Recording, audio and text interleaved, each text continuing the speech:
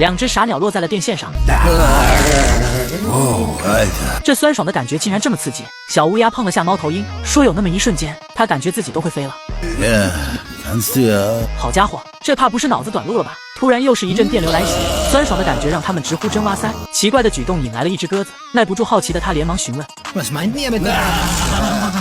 这酥麻的感觉确实过瘾，霎时间竟让小鸽子傻分不清。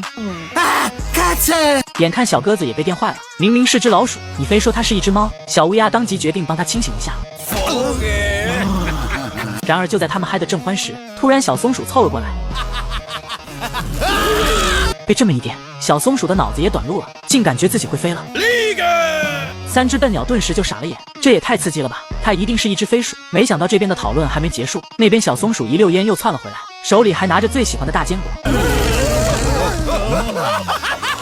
眼看倒霉蛋又掉了下去，三只傻鸟顿时乐开了花。就这样，他们从早上一直折腾到了下午。此时，一道身影稳稳落到高压线上，竟是一只来充电的机械鸟。这是啥呀？几人吓得连忙后退。小乌鸦壮着胆子过去搭讪，可突然一股强烈的电流来袭，机械鸟的电量瞬间被充满。这时，小松鼠连忙解释：“你们这群没见过世面的家伙，这是机械鸟，我上网冲浪的时候刷到过，只需按下开关，机械鸟的任督二脉瞬间被打通。”